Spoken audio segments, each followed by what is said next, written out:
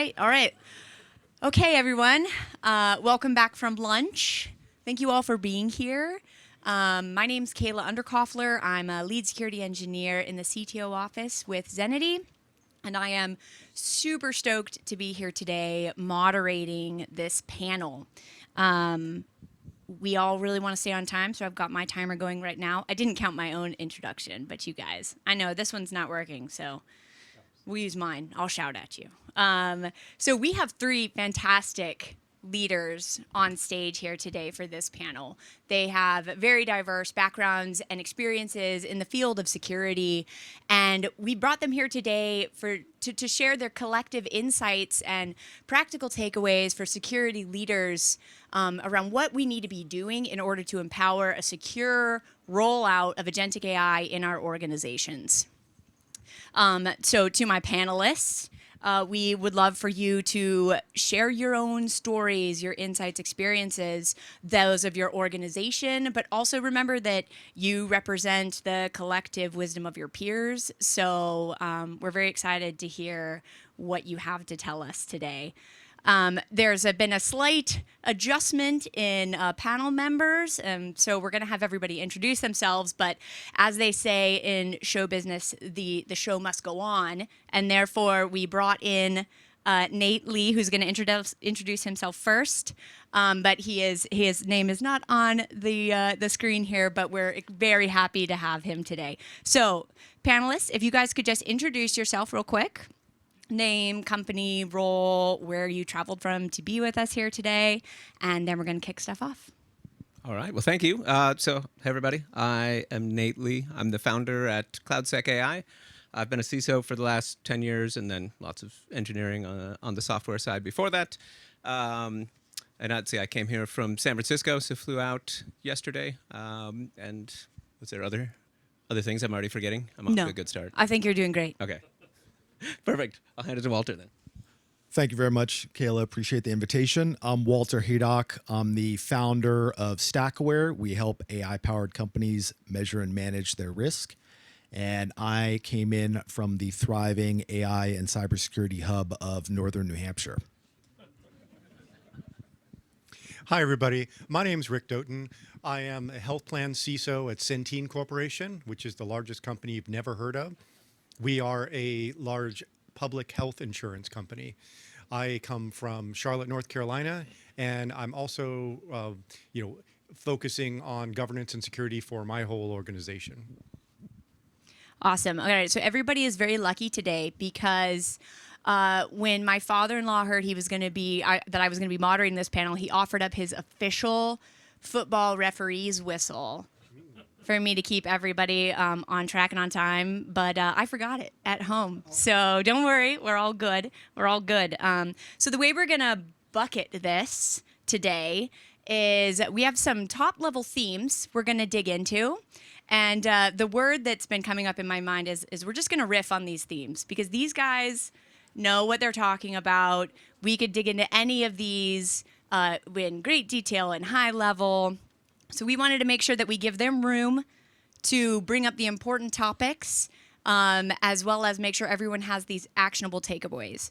So our first bucket, what we're going to do here, guys, is just feel free, one of you jump off first, and then we're going to go from there. So our first question is, what are the agentic AI use cases in your organization today?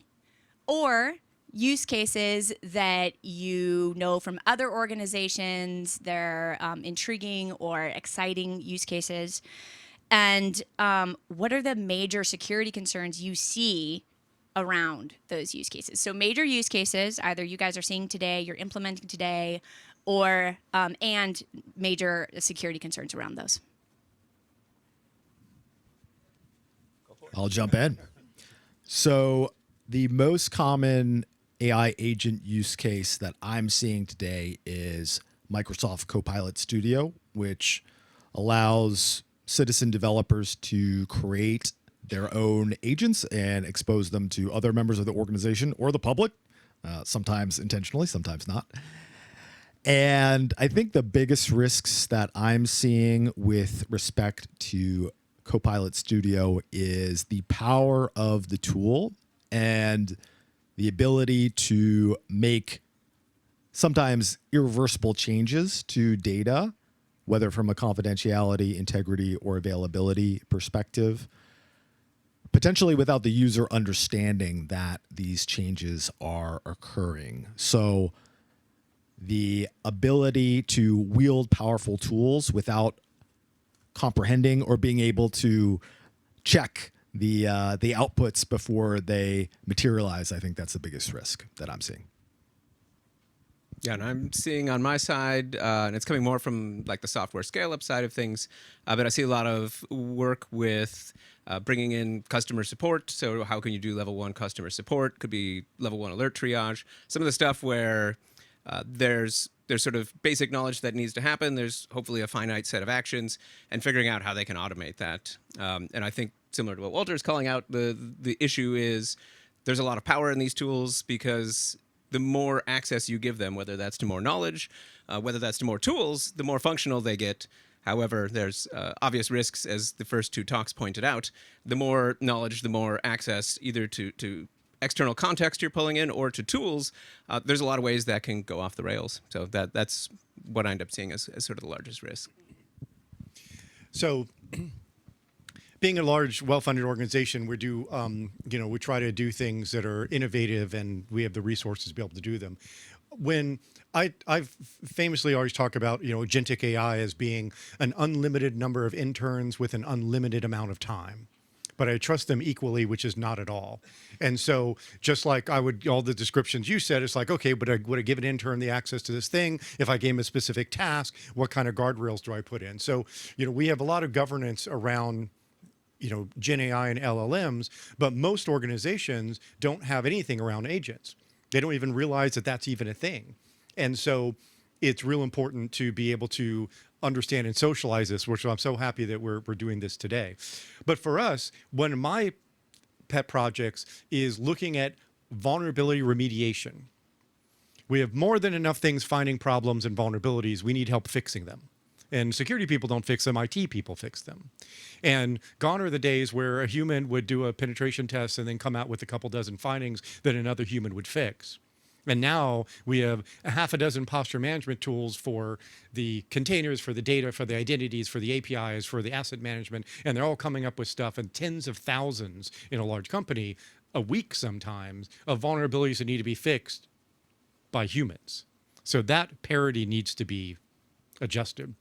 And so I think having an unlimited number of interns with an unlimited amount of time, we could do things like, deduplicating, prioritizing, grouping, putting into the right workflow, determining root cause and finding out what the fix is and figuring out what the dependencies are and testing that fix, and then being able to give it to the change control process for the human to finally say, yes, you did all the things I would have done. I accept this, go ahead and change this. Because we're going to need to get over our fear of having things fix problems, because we certainly don't want anything to break, but humans themselves are slow, messy, and prone to mistakes.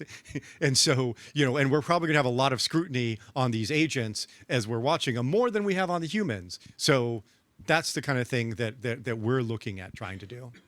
Yeah, follow-up question for that, Rick. Do you, when it comes to the major concerns around vulnerability remediation and using agentic AI to do that, do you think that it's mostly this trade-off of we just have to accept some of these low-level risks in order to gain the value, or are there some critical areas or critical guardrails that need to be going into place for people to get the value of using that? Yeah, no, absolutely. I kind of compare it to when we moved in I ran ethical hacking teams from the late 90s to late 2000s. And in the mid 2000s, we went to service-oriented architecture for our developers, our applications, instead of just database, application server, web server. Now we have all these different content supporters and all these different things. And that increased the surface area, which made it a lot of fun for ethical hackers to play on those connections in between them. It will absolutely increase the surface area, but it's not anything that's new. We still have to provision accounts with the least privilege. We still access data at only the time that it needs to be had. We still can guardrails into that. Those are the things that the policies and governance need to be able to define, which most organizations aren't even thinking about yet, because they're still stuck on, should I let my users access ChatGPT and DeepSeek?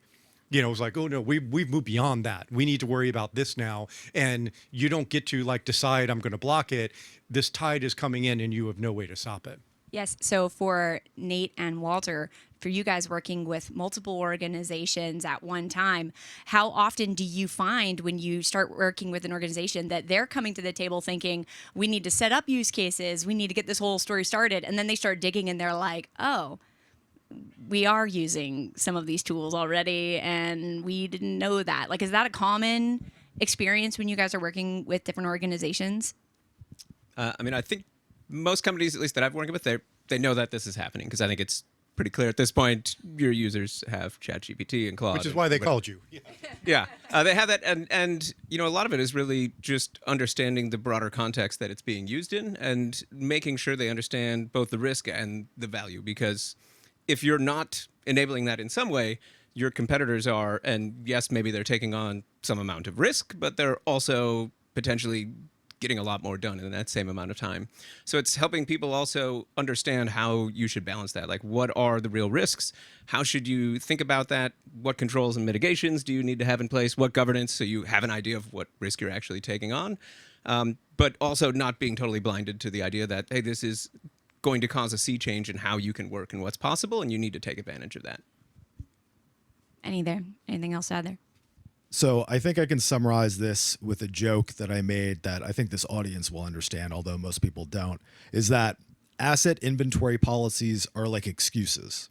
Everyone has one, and they all sound good until you really dig into them. Identifying which services and components are operating, touching your data is a non-trivial task. However, everyone loves to just jump ahead to everything that happens after that.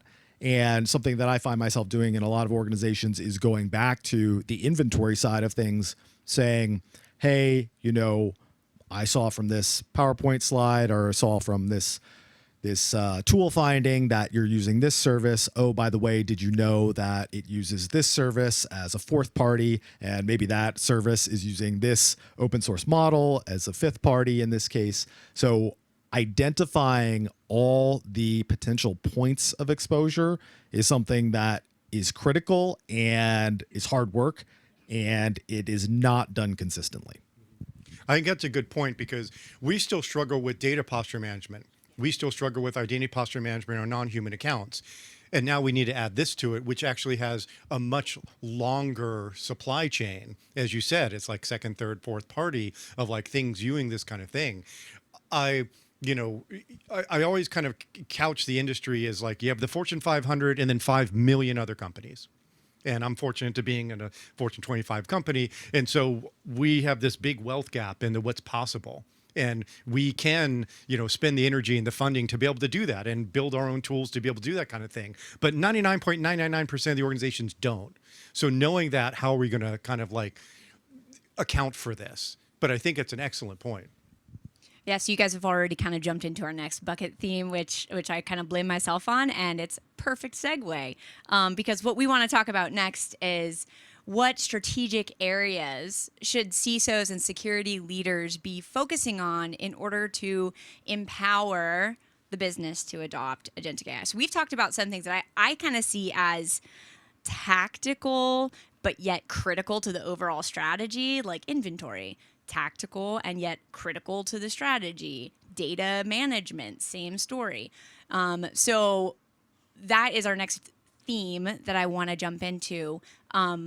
Anybody have anything they want to kick this off with? I guess I'll start. It's the fundamental security elements that we've always been doing, right? I'm on the advisory board, the editorial panel for the CIS critical security controls, and I always come back to the first 7, right? We have asset management, data protection, identity management, configuration management, vulnerability management. Yes, still applies, in this kind of thing. We need to be doing those well. But I think that the macro thing is education, not just educating our business, our technology folks on the rainbow of things that is AI. Because I think, and Nate, you bring up a good point. Like, they would know they have a problem when they call you. The 99, the 5 million companies that aren't calling you don't know they have a problem. And I think that, most people, when you say, oh, agentic AI, it's like, oh, like ChatGPT, it's like everyone is still thinking about ChatGPT and not the rainbow of things that we're talking about.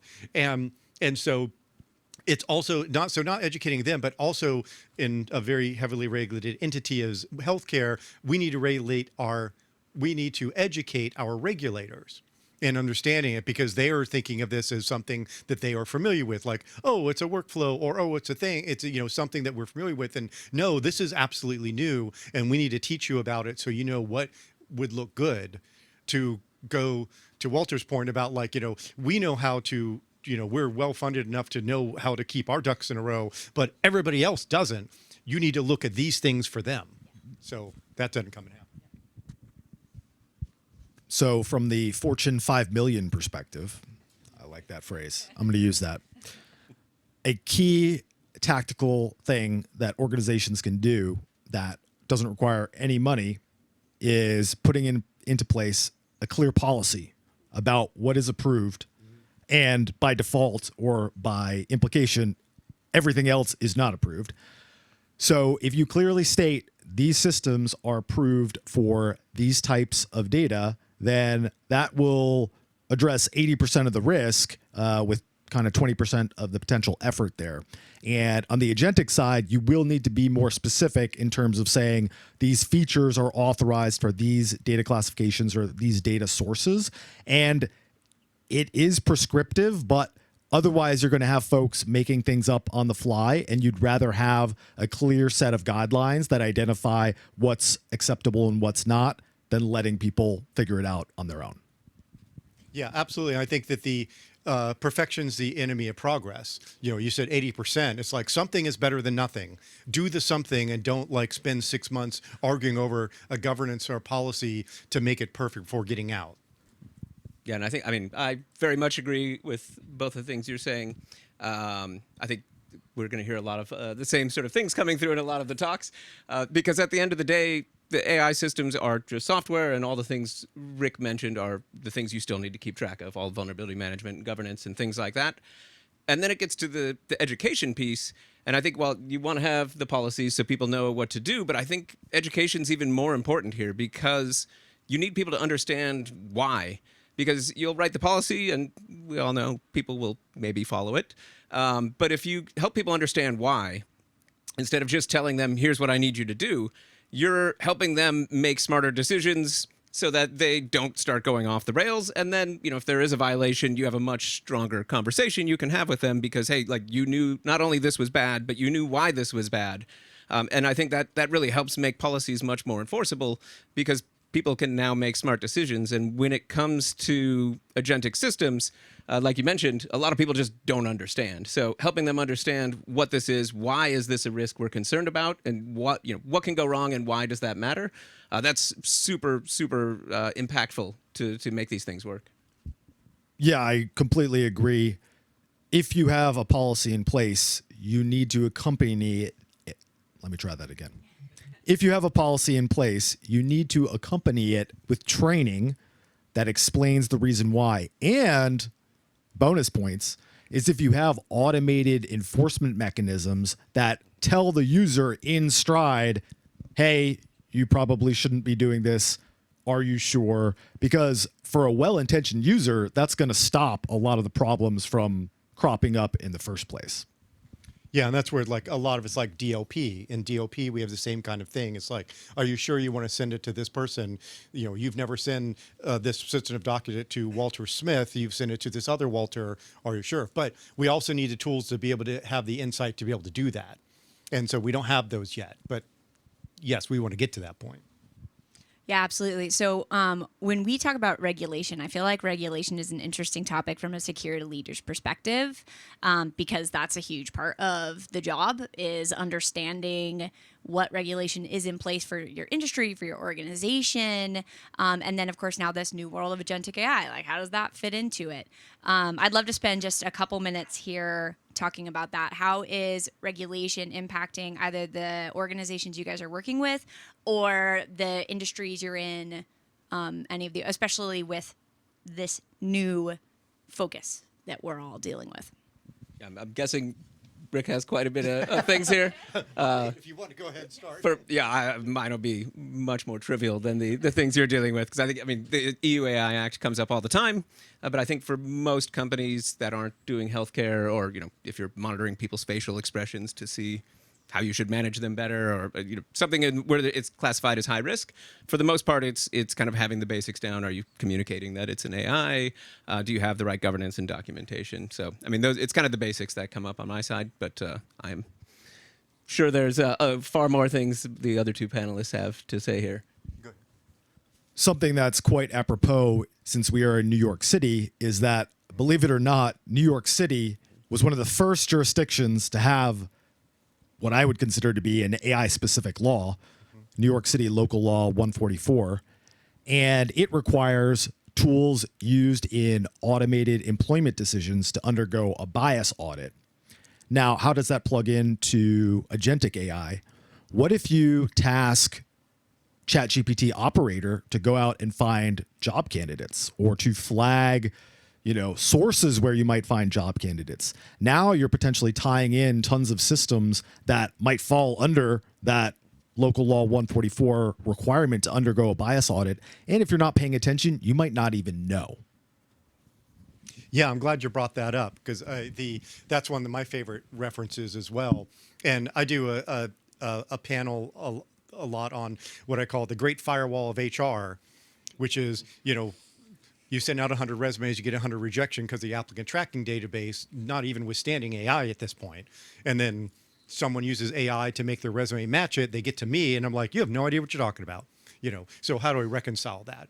But the short answer is, like, it's trailing. Regulation's absolutely trailing in this. It's still like just thinking about ChatGPT and people giving up data to ChatGPT, which is not unlike DLP already. But, we also, like here in the States, we have different states that are coming up. I think, is it Virginia that's one of the first ones that are doing it, like we did with privacy back in the day. California and everyone else eventually comes around, but we kind of lean on to like what the EU is doing, which is kind of like do no harm, right? And make sure we kind of do these things. And so that's why it is incumbent on the large organizations to influence the regulators and to be able to say, this is what we're interpreting and that we think we should agree, and this is why, so that you can have this in the downstream. But it's still not, it's still trailing, and like they're not very specific about the, particularly agentic. They have no idea what that is. And so that's why I've been very conscientious about not just internal but external education and trying to come up with things. And my friends, I'm in Charlotte, which is banking capital of the US. And in 2005, when the FFIEC required multi-factor authentication for online banking, they came up with the little, palm tree icon that we did, which is kind of a halfway thing of doing it, but it worked and it accomplished it. And they had the FFIEC saying, you're going to agree with this, right? And they say, yeah, then everyone followed that. And I think that's probably going to be the thing that happens next, is we're going to rely on industry to come up with what those standards are. Yeah, absolutely. I know that that's taking place today, and it's a long journey in order to get in front of the right people with the right message and to educate them. But that's something that, as a security audience, like that's a paramount for us to be able to educate those regulators and stakeholders. Okay, so checking time, because look, guys, we are not getting our mics shut off today. Okay, it's not happening. So let's move on to our last bucket here. And that is, so let's fast forward 5 years. So 5 years from today. What's one way that you believe agentic AI will fundamentally reshape how we work or live? So this is our little futuristic question. So the most important way that agentic AI will reshape how we work and how we secure our work is that both business and security leaders are going to need to view the outputs of AI agents as what they are, which is probabilistic, not deterministic. And that means a non-zero percentage of the time, AI agents are going to get something wrong. Now, that's not any different than today, because people get things wrong all the time, and we continue on, and we survive as a species and as a free market economy. But we are going to need to understand and accept that is going to happen while establishing a risk appetite and tolerance that meets our business requirements, that allows us to put guardrails in place while at the same time getting the job done. I think it's going to be it'll be a great equalizer for some.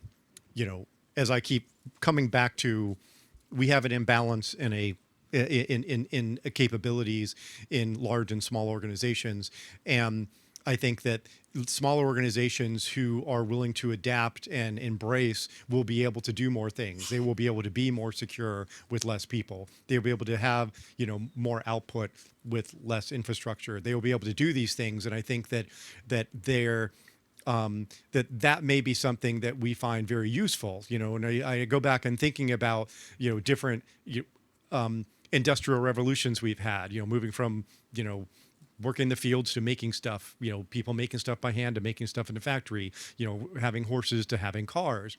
And I think there's a lot of opportunity from this more complex machinery, for lack of a better word, for other industries to happen to support that machinery. And I think that there will be opportunities for job roles that we don't even know exist today. Like, who'd have thought 2 years ago that there was a job to make sure that there's, hygienic, AI output, right? Or prompt engineering training, right? And so I think that we're going to kind of see things that we did not expect to see, but I think that it's going to be like any tool, make humans more effective in doing what they do in a more rapid, efficient, rapid, accurate, and scalable way. Yeah, and I think looking out 5 years, it's more like what isn't going to fundamentally change, because I think everything is up for grabs, and it's hard for us to even look out more than 2 years. I mean, even that's sort of dicey. And I think like what's possible for what one person can do, or what's possible for a small organization to do, is going to change radically, and that's going to open up so many doors. But it's also going to take a long time for the economy and society in general to adapt to that. So there's going to be all of the big pluses of different things that are now possible, different ways we can build and grow and do things. There's also going to be a lot of displaced people who aren't going to know what to do in this new world. I mean, that's when I think about the thing that concerns me most. That's probably it. Is it's such a sea change in how we work and how we think about work, that how can we help pull others up and bring others along on the journey? Absolutely.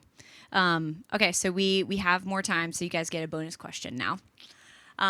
So obviously we've just talked about like this space is evolving so rapidly. We just talked about what does 5 years look like from now, and we're light years away from that. So what is one area, one unanswered question that each of you have about Agentic AI that you are going to dig into, you're going to research, you're still learning about? Because we're all still learning on this journey. And I think as you guys being leaders in this space, it's great for the audience to know, like, we're all still looking for answers in certain things. So what is that? What is that thing you really want to learn more about for Agentic AI? I would say how well it will work as a team. Going back to the, to the intern analogy, it was like we have the possibility to be able to have agents that are doing a task, others that are monitoring the task, others that could be completely independent to be able to be able to review and report on it. We have all these different things that they could work as as a team, and how well are they going to be good at that?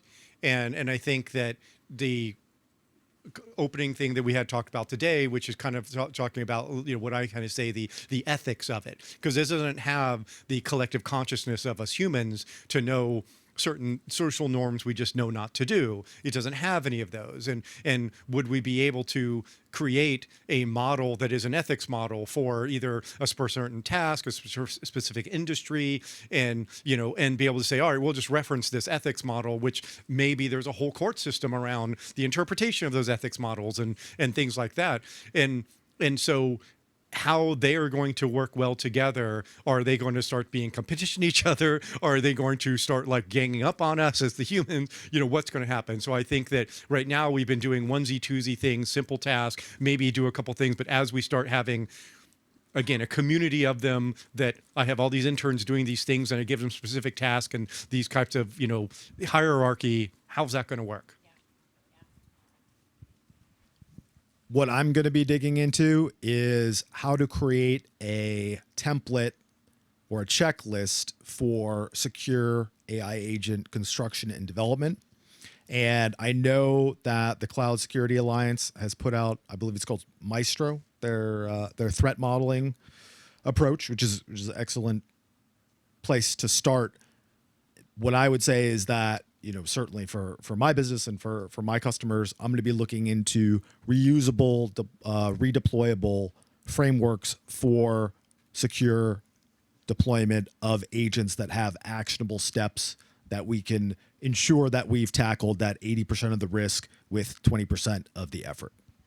Yeah, so I mean, I'm going to double on there because I think one of the things that I'm really most interested in is the same thing, is what does the architecture look like going forward? When we have web apps, kind of people know what those look like. You have your front end, you have sort of the DMZ, you have a database in the back end.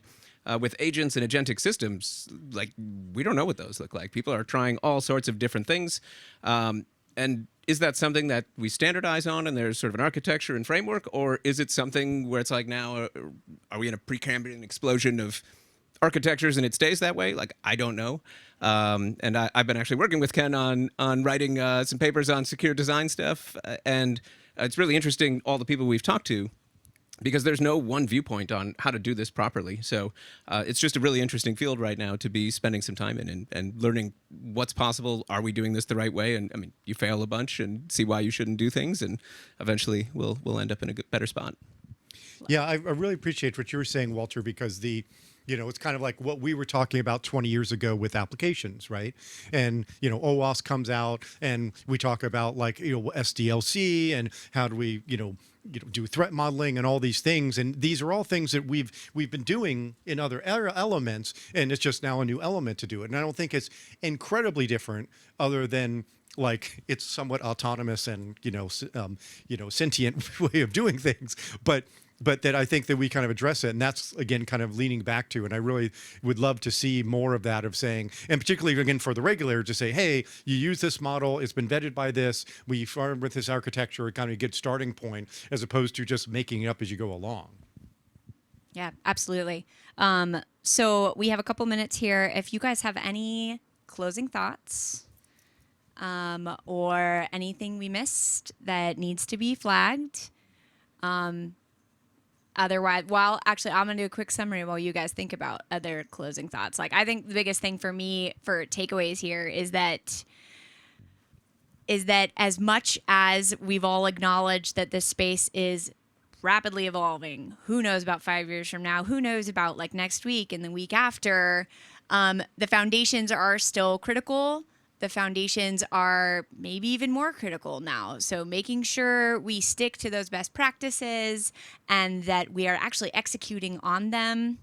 And then just taking a look at bringing everybody along on the journey.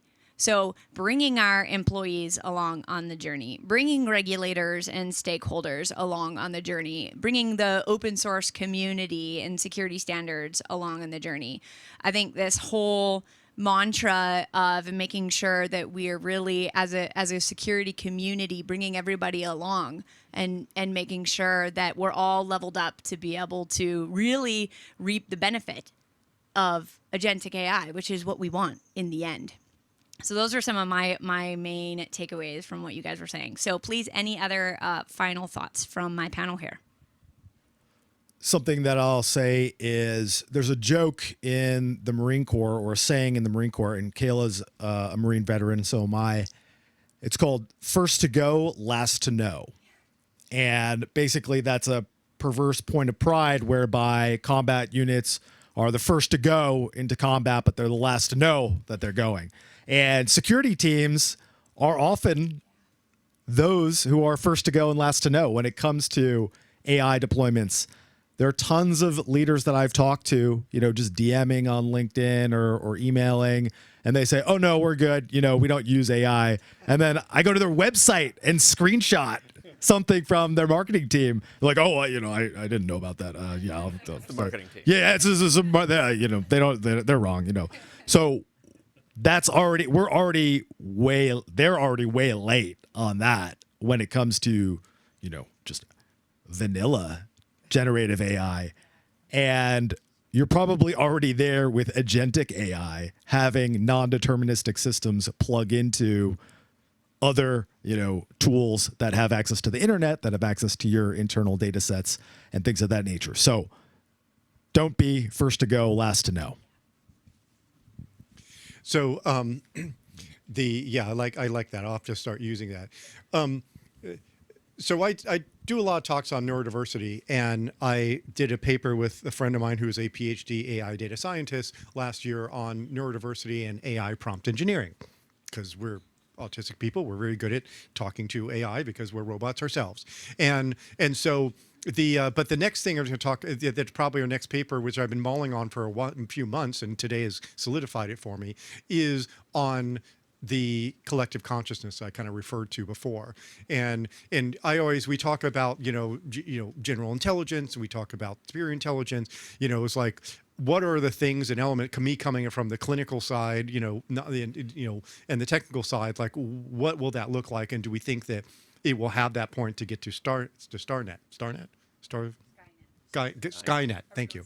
Skynet. Yeah. Anyway, but so that's my first thought. My second thing is that, in the CISO community, we've been talking about AI for 2 years. Like when ChatGPT came out, everyone's like, "Oh my gosh, what are we going to do?" And we got sick of having, roundtables and dinners like, we're going to talk about AI in 2023. And it's like, we got nothing to say. It's just a commodity LLM. And it wasn't until late last year that Agentic site's coming up. And I mentioned my friend Wolfgang because he did a talk at one of our local conferences about Agentic AI. Nobody have ever heard of it before, in October of last year. So congratulations to all of us who are in this room that are on the cutting edge. I mean, how often is it that we have the opportunity to be in the mid-90s when e-commerce started coming up, or when Web 2.0 started coming up in the 2000s? Like, here we are today with tremendous opportunity, and we know more than 99.9999% of the people out there. And so I think that is a tremendous opportunity that we have to educate and guide and kind of steer as we're kind of talking about. Yeah, and I'm going to echo again the education part, because I think it's really important, because if there's one thing that we've probably all heard and seen over and over, is there's a lot more that we don't know about this than there is that we do know. Like with prompt injection, we don't really know how to fix it. With a lot of these things, it's developing so fast. There's so many papers coming out. None of us can even possibly keep track, even with the LLM summarizing it and telling you what it's doing. Like, there's no way you can absorb all of this, right? And I think it's a huge problem because it's also combined with this feeling that AI is like, this is this huge force. This is going to come take everybody's jobs. It's going to change how everything works. And that means you need to be an expert in it, or your job is at risk. Who you are as a person is at risk. And so we've kind of made it not okay to say, I don't know. And I think that's a huge problem, because if it's not safe to say that, people don't feel like they can ask more questions. They don't feel like, hey, we should be experimenting more. And you need to really think about, how do I make it safe for our users to say, I don't know, and ask questions? Because I see all the time people asking questions very confidently, which clearly indicate they don't know what they're talking about. And I feel bad because, like, this is something that they should be able to, someone should say, hey, like, let's figure this out together. But no one wants to say that, because probably the other people don't know either. And no one wants to be the one to say, I don't know. So I would like to be first to say that there's so much more shit I don't know than there is that I do know in this field. And whatever you can do to make it safe for others to say that is going to go a long way in your organization. So you're not doing Texas Peach to have all the papers being listened to you while you sleep? That's just subliminally at some wavelengths I can't hear. On that note, for the past 3 years, I've been assembling a database of all the papers that I've been telling myself I'm going to read, because I know one day I'm going to be able to take an agent to go to all of them and pick out the key insights and feed them back to me. I haven't done that yet, so I'm still collecting my list. That goes right to the chip in your head that will be implanted. Yeah. And you know what? That's the fantastic point we're going to end on now. We started with that. We're ending with chips in all of our heads. But no, thank you guys so much for such a fantastic conversation. I hope there was a multitude of takeaways that you guys will be able to bottle up and bring to your organizations tomorrow. Get right to work. Probably today. You guys are probably already like working with work people on this, I know. We thank you for being here and being in this audience. Thank you to my panel. And before we adjourn, before Nate is up next, my daughter is 4 years old, and I have 2 daughters. One of them is 4.